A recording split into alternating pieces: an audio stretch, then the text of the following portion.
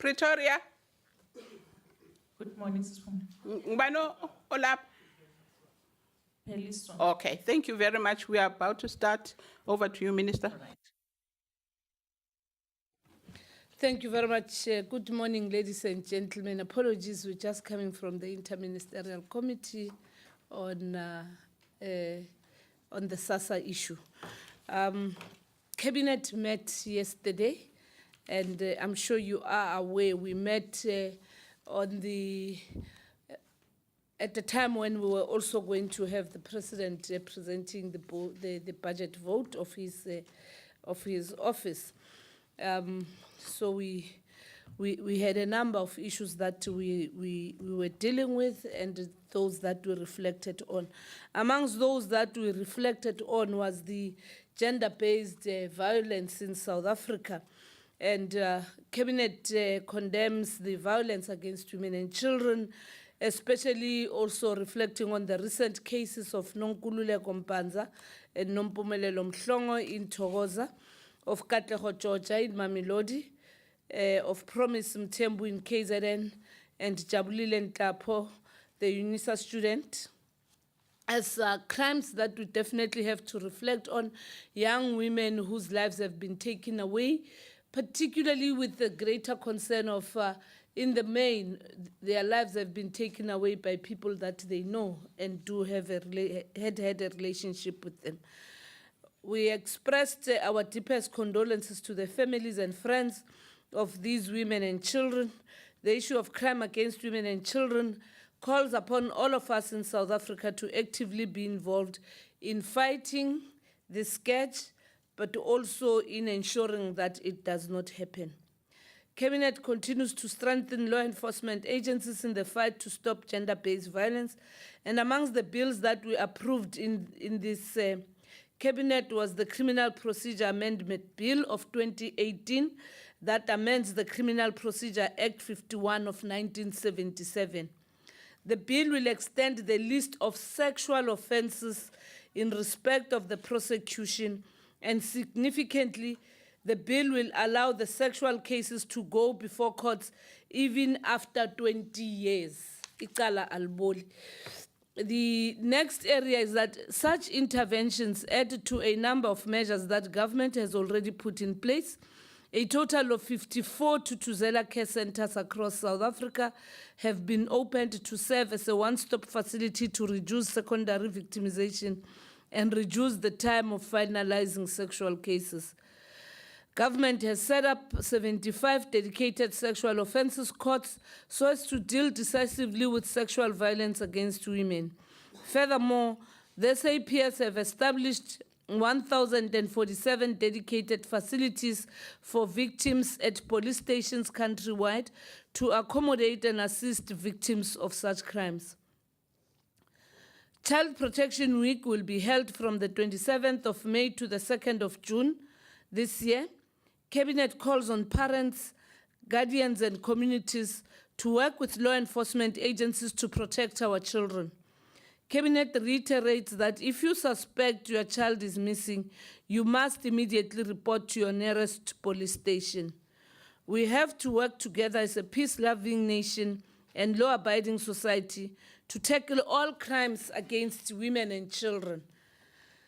Cabinet calls on those aware of any crimes against children to contact the toll-free child line on 0800 055 555 or the Crime Stop number on 08600 10111. If anyone who is quite keen to get assistance finds it actually difficult, you must also talk to your neighbor, anyone that you know, particularly an older person, so that then you may find protection at the site or at the possible scene of crime. If you are a woman in distress, or if you are aware of a woman in distress, the Gender-Based Violence Command Center's toll-free number is 0800 428 428. Cabinet calls on all of us to work together to do more to prevent violence against women and children, support survivors of abuse, and bring perpetrators to justice. It is the duty of everyone to report those who hurt, exploit, and abuse women and children so that the perpetrators can be arrested and be convicted. On the economy, Cabinet welcomes the positive growth in employment of 206,000 jobs reflected in the first quarter of 2018. From the latest quarterly labor force survey released by South Africa, we are quite humbled by this indicator. The upswing in employment was driven by increases in 6 of the 10 industries. The unemployment rate amongst our young people, however, continues to remain high at 52.4%, with an absorption rate of only 12.2%. Cabinet calls on sectors of society to continue to pull together to tackle youth unemployment. In the spirit of Tumamina, inspired by President Cyril Ramaphosa in his maiden State of the Nation address in February, Cabinet calls on all South Africans, particularly the private sector, to help create jobs and invest locally so that more South Africans can be drawn into the economy. On energy, Cabinet welcomes as a milestone the launch of the China Solar 1 concentrated solar power project in Northern Cape. It is one of 7 concentrated solar power projects under the Department of Energy's Renewable Energy Independent Power Producer Procurement Program. This plant will provide clean energy to Eskom under a 20-year power purchase agreement. This will translate into 95,000 South African households receiving clean energy, especially during peak hour. On the Northwest, Cabinet received a second report from the Interministerial Committee on the Northwest, and we are satisfied with the progress in stabilizing the Northwest. In its previous meeting, Cabinet approved that Northwest Province be placed under Section 101 of the Constitution of the Republic of South Africa of 1996. Cabinet also increased the members of the IMC with the inclusion of the Ministers of Basic Education, Public Service and Administration, Human Settlement, Social Development, Tourism, Environmental Affairs, as well as Transport. The MC was asked to do further work in the province and advise Cabinet on which of the provincial departments should be placed under Section 1A or Section 101B of the Constitution. As a result of this work, Cabinet has approved that 5 of the provincial departments should be placed under Section 101B. And these are the following: the Office of the Premier, the Department of Community Safety and Transport Management, the Department of Basic Education and Sports Development, the Department of Health, and the Department of Public Works and Roads. 5 departments are to be placed under Section 101A, and the following are the departments: the Department of Finance, Economy and Enterprise Development, the Department of Local Government and Human Settlement, the Department of Rural Environment and Agricultural Development, the Department of Social Development, and the Department of Tourism. Cabinet approved that the necessary correspondence be sent to the National Council of Provinces and that communication with the relevant stakeholders in the Northwest should take place. The investigative work of the Justice, Crime Prevention and Security Cluster will continue on all matters that require the law enforcement agencies to intervene. On international relations, Cabinet condemned in the strongest terms the acts of violence against the people of Palestine, also condemned in the strongest terms the acts of violent aggression carried out by the Israeli armed forces along the Gaza border that led to the deaths of a large number of civilians. Given the indiscriminate and grave manner of the latest Israeli attack, the South African government made a decision to recall Ambassador Sisa Ngombane. After further notice, a decision will then be determined on the future relationship. Cabinet calls on the Israeli Defense Force to withdraw from the Gaza Strip and bring to an end the violent and destructive incursions into Palestinian territories.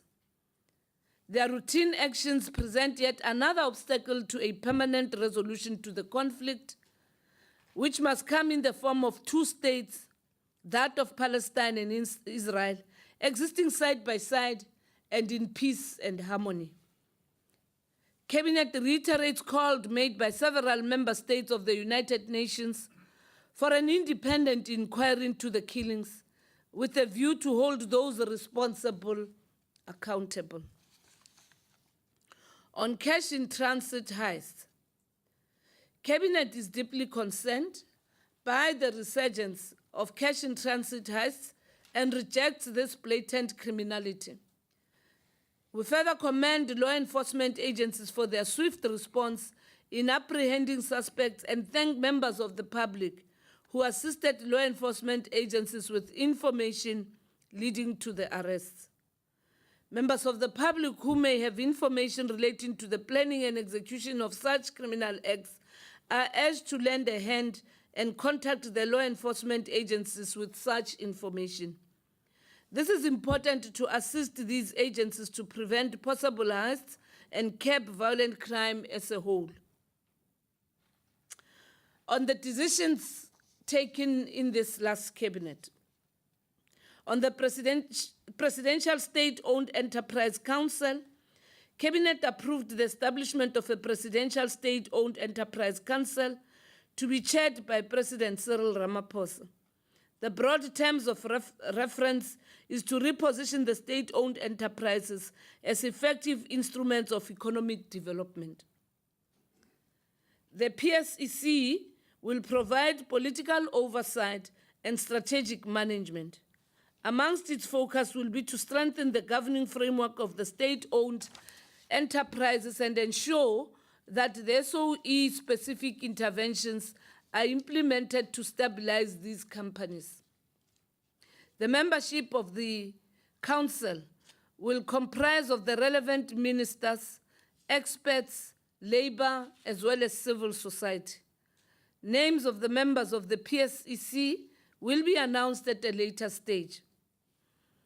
The Council will build on work done by the Interministerial Committee on SOEs that was formed in February 2015, chaired by the then Deputy President. Cabinet approved the intellectual property policy of the Republic of South Africa, Phase 1. The policy has incorporated inputs from the stakeholders' submissions and representations. It responds to the National Development Plan's call for greater emphasis on innovation, improved productivity, and more intense pursuit of a knowledge economy.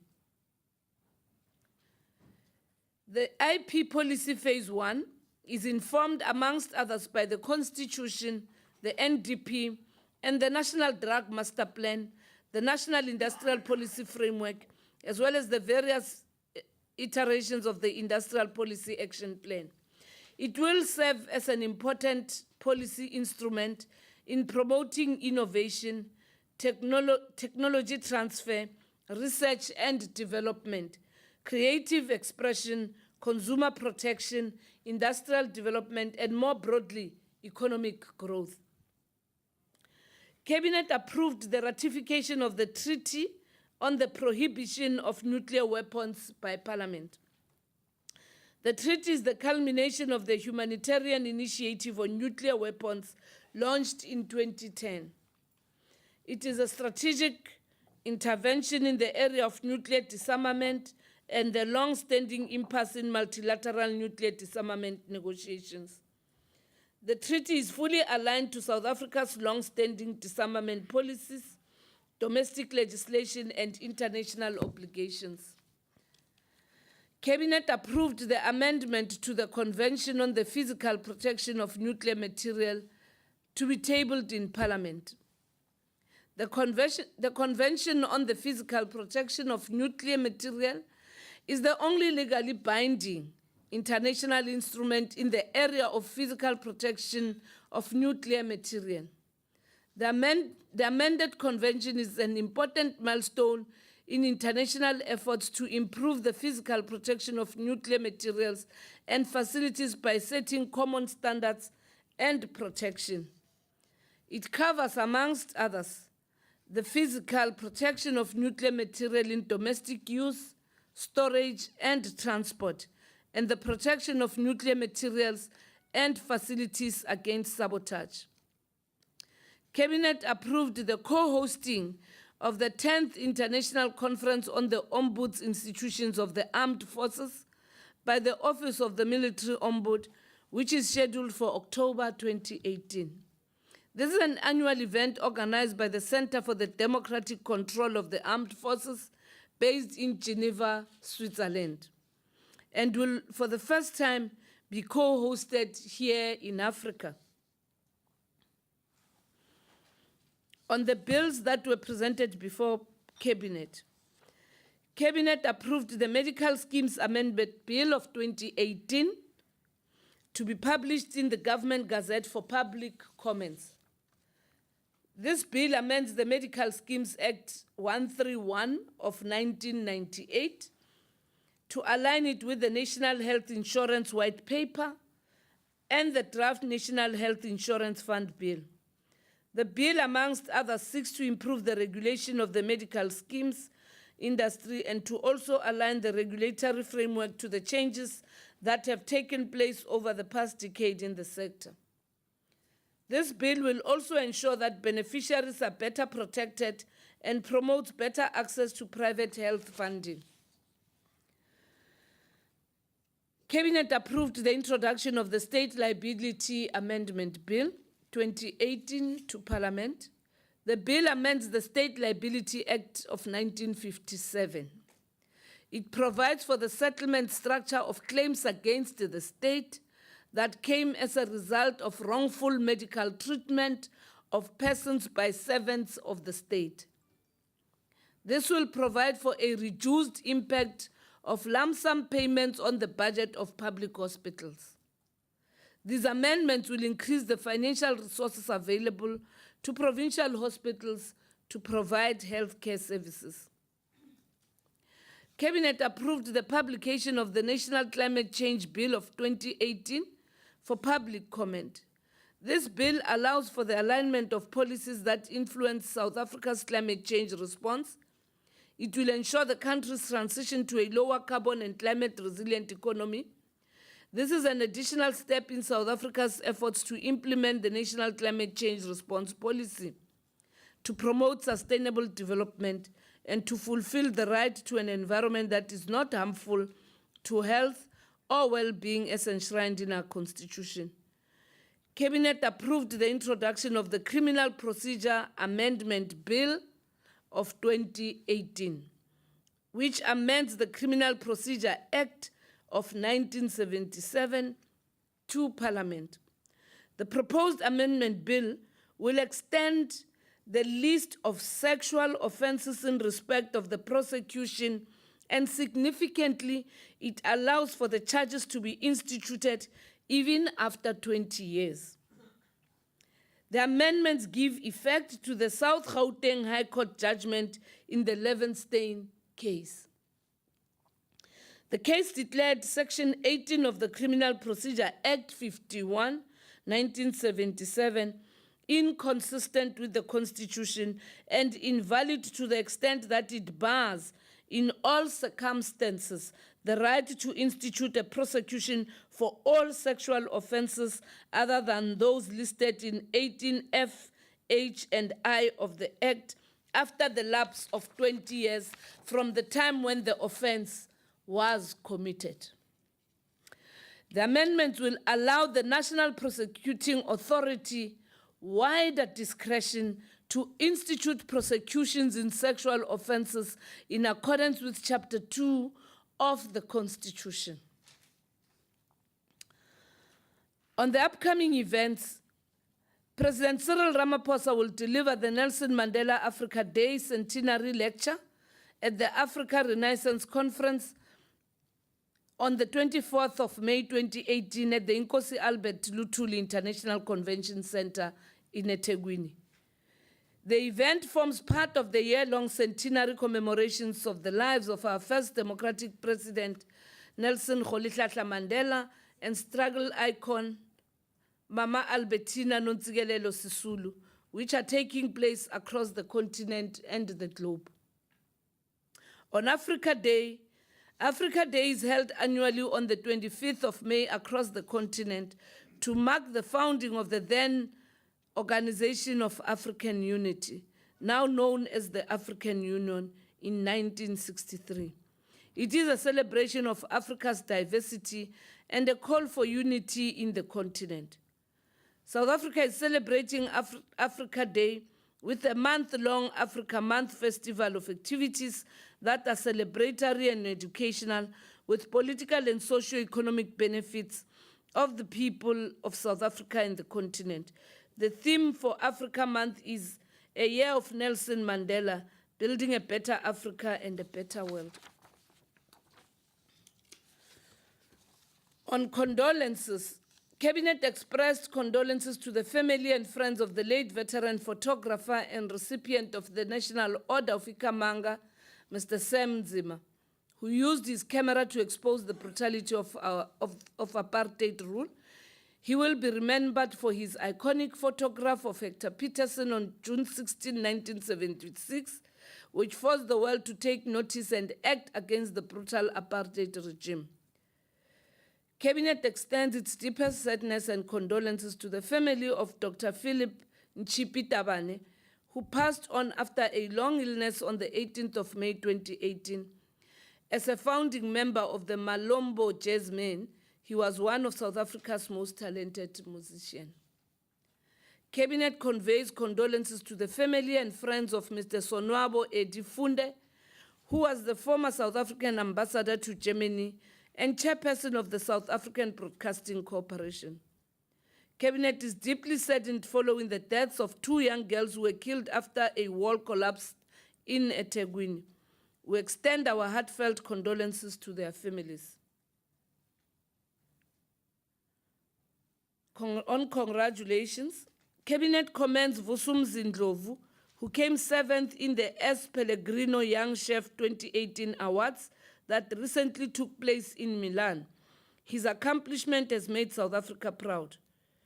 Cabinet also congratulates the newly crowned International Boxing Federation, World Boxing Association, Super and the Ring Magazine Junior Flyweight Champ, Heki Butler.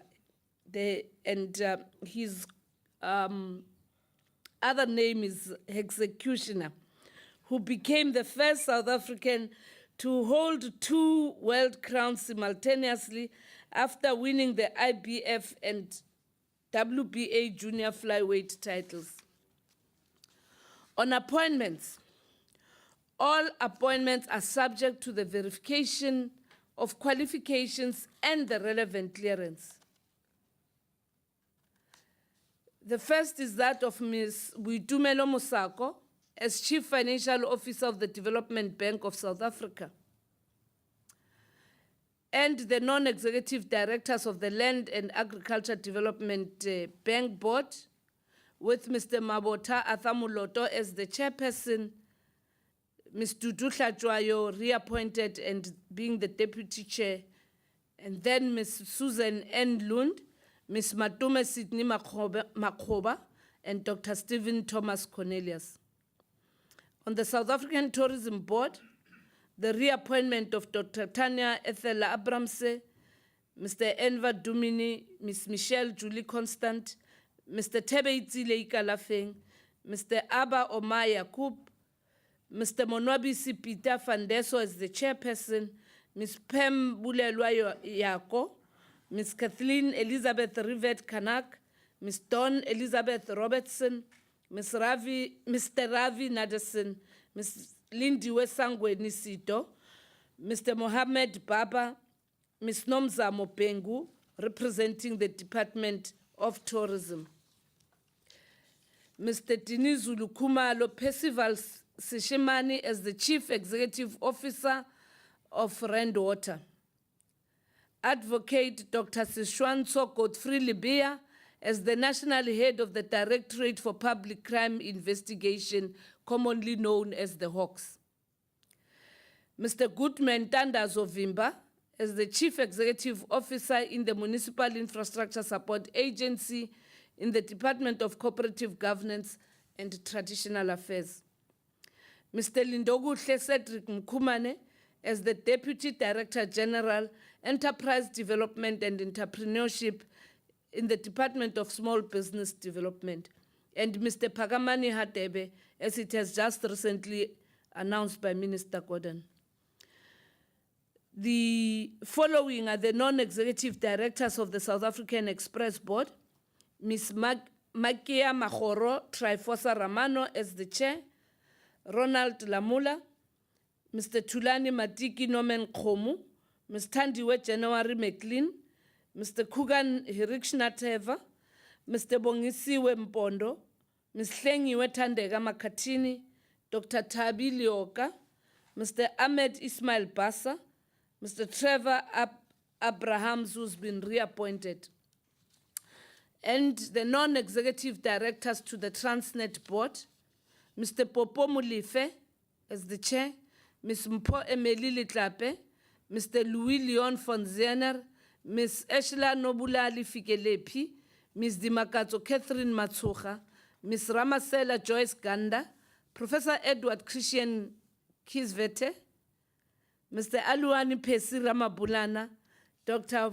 Folisani Signi Mufamadi, Ms. Vivian McMenamin, Advocate Opa Motaung, and Ms. Gratitude Ramapaka.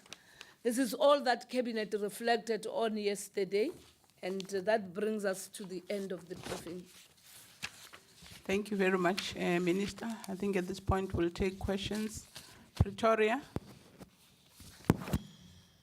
There are no journalists from the other side. Okay, thank you. Thank you. Thabo? Bulela?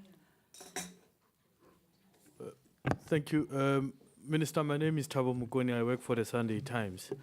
On the Northwest, you indicate that the IMC has been expanded. Can you just elaborate on the rationale behind the expansion of the IMC? To what extent is the situation dire in the Northwest?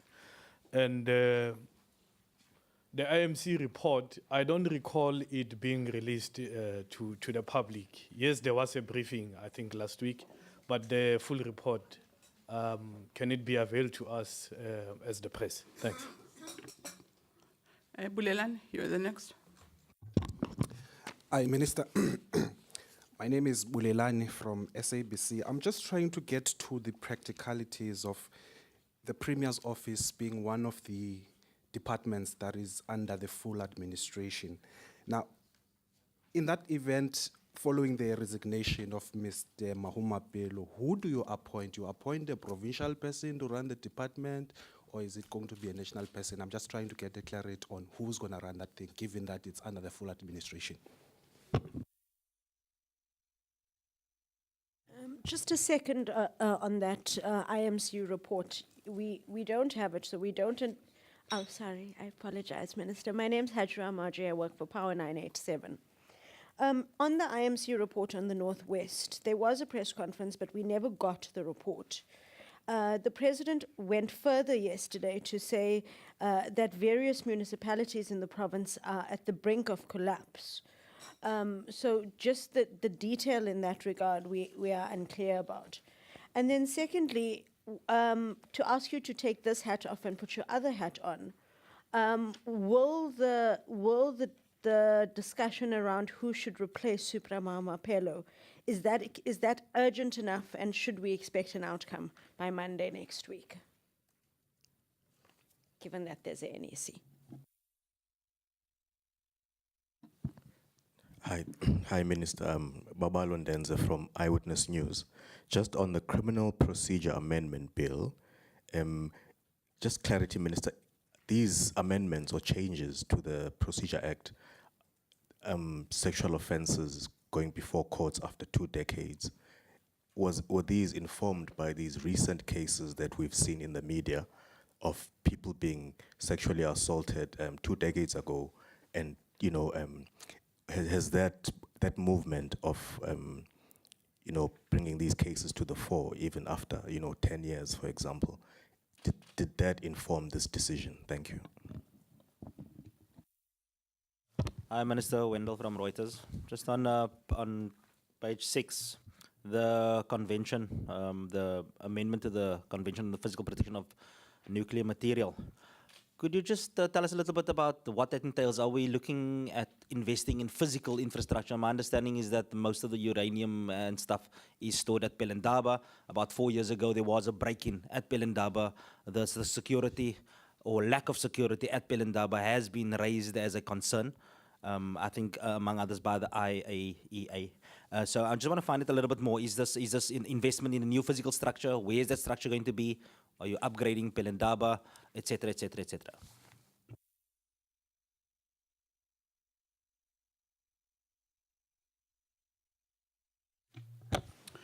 Good morning, Minister. My name is Joseph Musia from SABC. On the state liability amendment bill, what is the rationale there? Are you, as cabinet, saying South Africans who have been wronged by state hospitals are gonna now receive reduced? Their claims are not gonna be reduced, or what's the issue here?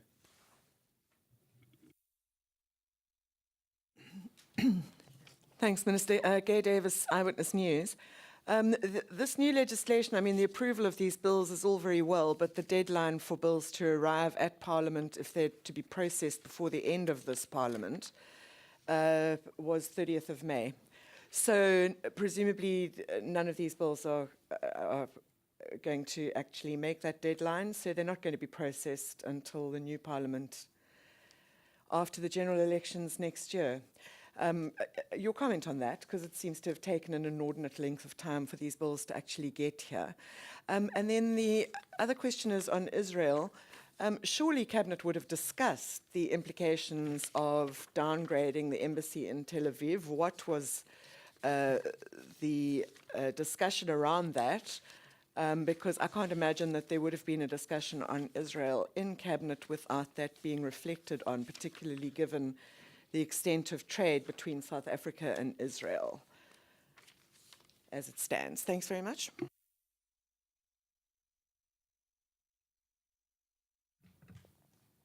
Thank you very much for the questions. I'll try and take all the Northwest issues together. The party, the ANC, will consider 3 names, and those names will then be considered by the National Executive Committee, and that would be what the ANC will be looking at this coming weekend.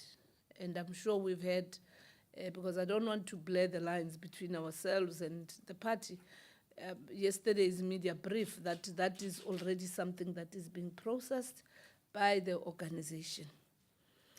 And it then responds to the very issue that you have asked about who appoints. The ANC will appoint the Premier, and we hope and believe that the ANC will appreciate the agency, and hence it will have to take advantage of its own meetings that are taking place this weekend. The expansion of the IMC, part of the reasons on the expansion of the IMC have to do with frontline service delivery. That in the course of interacting with the communities in the Northwest and the stakeholders, including government itself, there are issues that have actually emerged. For example, around housing, for example, around Sun City, and many other allegations that have been put. And all those allegations do require that there must be capacity that will be brought in coming from the relevant departments in government. And that is the rationale. We know that there are issues around the scholar transport. Yes, it may be located in the Department of Transport, but its impact on the Department of Basic Education and attendance and all those things, you definitely need to look at those kind of areas and see how best we can deal with it. The release of the report. The report is a form of work in progress. Secondly, the report has got allegations which some have not been tested, and hence work is continuing to happen. And it is on those bases that there will be continuous briefings. A report on the Northwest will be an exit report that then says, this is what happened, this is what we found, and this is what we have done. But for now, there will be these continuous updates, because what you have and what Cabinet has reflected on, it was based on the information that requires government to continue again doing further work. So there can't be tidbits and release of information that may have not been tested, and hence the reinforcement and the increase on the capacity with regard to the Northwest. There's also been an agreement in Cabinet that we have to also be sensitive such that we do not go out and brief everybody and leave the communities of the Northwest behind.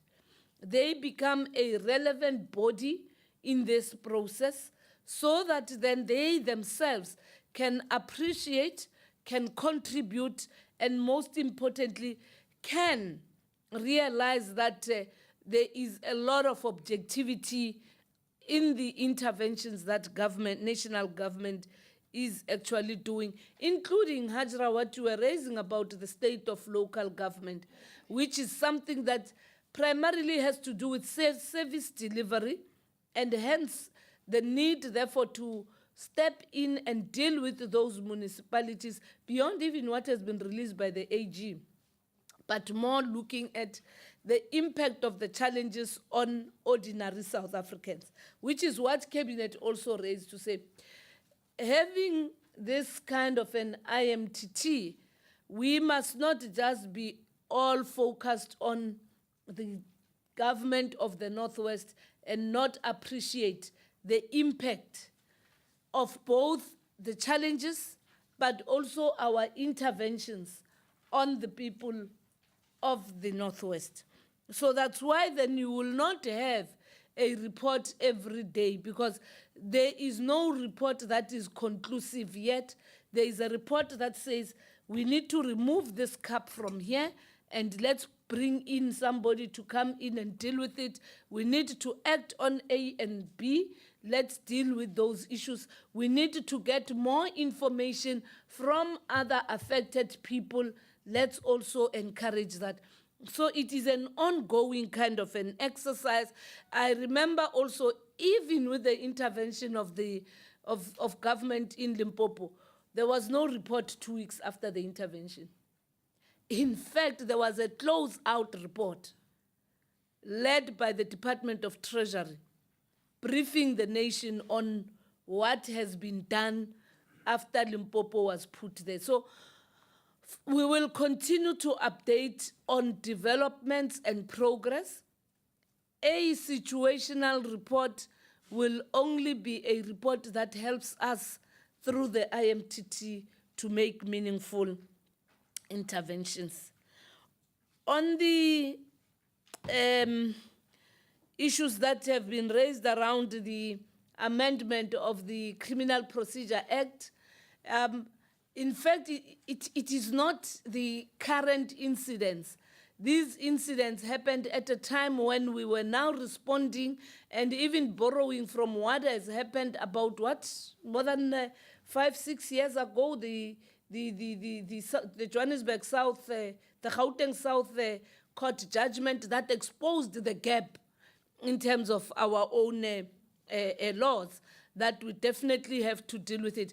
What it seeks to do is to also help the vulnerable who can't now, when they're abused, be in a position to speak for themselves, but upon them being independent and of age, can go out and say, my father raped me, or my neighbor raped me, or this happened, because at that time, even an adult, sometimes it may take you time before you break the silence, understanding where we're coming from as a nation.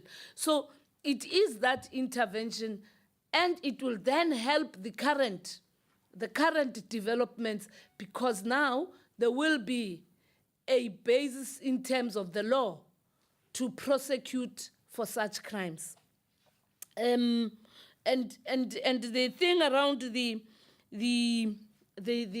handling of nuclear material, yes, it will require, even in the discussions in cabinet and cabinet committees, the issues were not just about investing in physical infrastructure. It was also about using advanced methods, use of advanced methods rather than absolute kind of solutions that were there in Pelindaba, and hence it was easy to break in and all those things. And adaptation as well to new technology, training and skill and reskilling of our human resource, including the disposal methods, how you handle them. So it is much more inclusive. In actual fact, it takes us to a much more advanced level of handling things, given even the history of Pelindaba, how old it has been, and all those things, and the fact that there will be a continuous presence of nuclear material for medical purposes, for research, and therefore we need to also advance, because the sensitivity is centered around what the old legislation, how the act was actually framed. And now the call is for us to now make sure that we invest and we allow space for restructuring, reorganization, reskilling, and better investment on new technologies. The state, the issues around state liability, we know. I think the best teacher is what has happened with the road accident fund. But also with what is happening, there will forever be that compensation. There will forever be that compensation. What this seeks to do is to make sure that the consequences and issues of liability must be to the benefit of the victim, the patient. Secondly, it must come in different packages and not in just one form. There may be interventions that may say, you shall now get medication to help you recover rather than just financial compensation. And secondly, you shall be assisted to be taken to a particular level so that then your health can actually be improved, other than just financial compensation and it being seen as a one-size-fits-all kind of a solution where monies are actually disposed, but not necessarily to the betterment of the patient's health. So it is that we're seeking to do. The deadline on the bills, these are the bills that in the time frames of Parliament, they've been put as those that were in the pipeline. So they are already in the pipeline. They will then fit into the parliamentary program.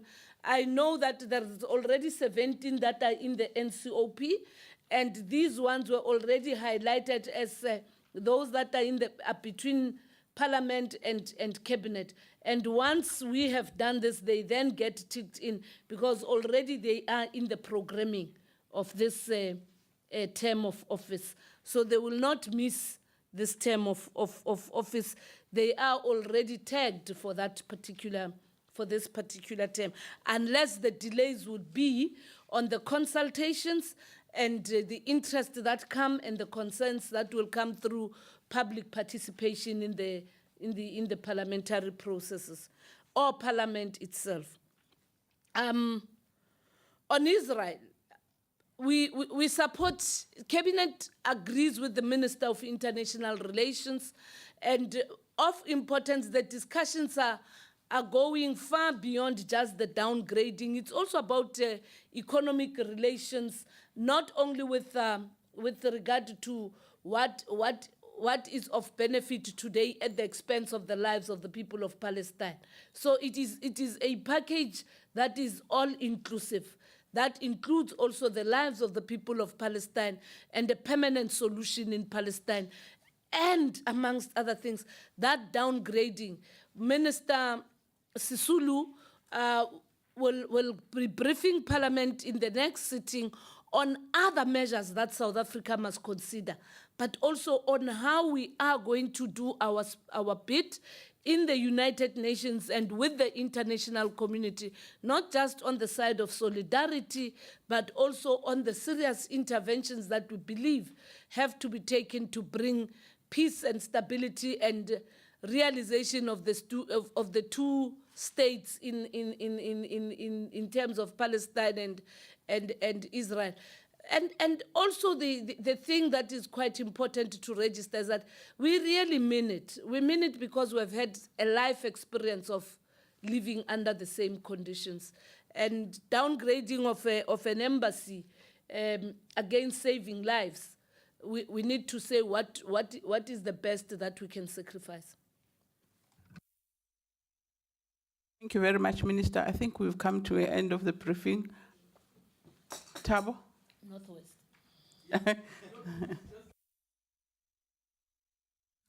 In your reply, Minister, you mentioned Sun City. I don't know. What's the issue there? I don't understand. I mean, Sun City is, it's... The reason why, and I know why you're asking, the reason why I was citing it is that as the team is working there, things emerge. And this is one thing that is before the team, and the team has to go and look at it, the same as the selling of the game farms and all those kind of things. Anything that has been disposed which could have been in the best interest of the state and being an asset of the state. I think you'll be the last one. Also on Northwest, I just want to know Oh. No. You Why? go and Babalo will come after. why were the 10 provincial departments placed under administration under different sections of the Constitution? And so in other words, what is the difference between the two? Thanks. Yes, in fact, it's a rider on Filder's question specifically on the office of the Premier. What is the issue in that specific?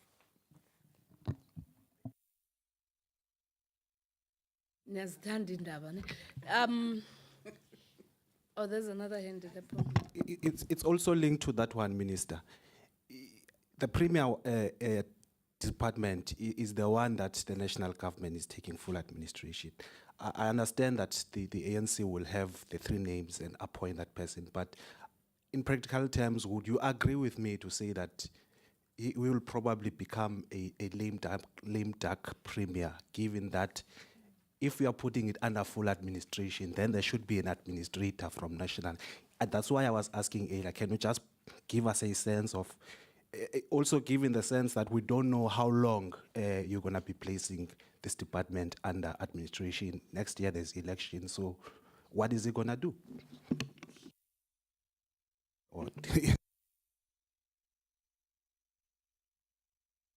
Yes. When a department or sphere of government is put under administration, there is nowhere where it says you shall dissolve the provincial executive, which is the provincial cabinet. And there will be issues that the team that has gone there to intervene have to regularize matters with the political establishment there. And that's what has happened even with the Limpopo experience. So it would not be necessarily a lame duck, because what it means is that there shall be provincial executive council meetings where the administrator, which would be the teams in the Northwest that have come to intervene, will have to come and regularize there for purposes of accountability, compliance with the Constitution, and good governance, where there must be a formal space of accounting and a formal space of authorization. So that's what will happen. Secondly, the issues around the office of the Premier have to do with some of the responsibilities that were taken away from departments and were then put under the office of the Premier, which are now going to be attended to because they are located in the office of the Premier. So those are some of the things like your project management responsibility and many other things that the IMTT can actually share on the specificities of what exactly is within the office of the Premier. So remember, there were those responsibilities that were taken from different departments and were put under the administration of the office of the Premier. So yes, there shall be a Premier. It will be a political process. It will not necessarily be a lame duck. In fact, it would be about making sure that there's political authority finally, because Dr. Dlamini Zuma will not be a pseudo-premier there, nor Dr. Mkhize, nor Mr. Nene, the minister. You do need a political establishment that must continue to function. Secondly, the difference is that those that are going to be under section 101B, is it 1B, where you take part of the authority, and those that are under 1A. What it means is that, one, there will be full investigation and total administration under the intervention team, particularly on the ones that we have mentioned, the four departments that are in the provincial government of the Northwest, which are the Department of Community Safety, the Department of Basic Education, Health and Public Works, and then the Office of the Premier. There it actually means there will be full takeover of the administration and the running of those departments and the office. And then on the other five, it would mean the intervention team will still work with those that are in the establishment there and give them the support, the advice, and most importantly, guide them on how to reposition those departments. And should there be any other thing, even with those ones, that would actually be attended to as and when it arises.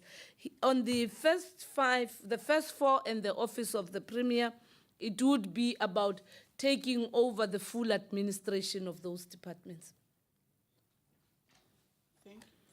Thank you very much, Minister. I think we've come to the end of the briefing. Thanks, colleagues, for coming. Till 2 weeks from now.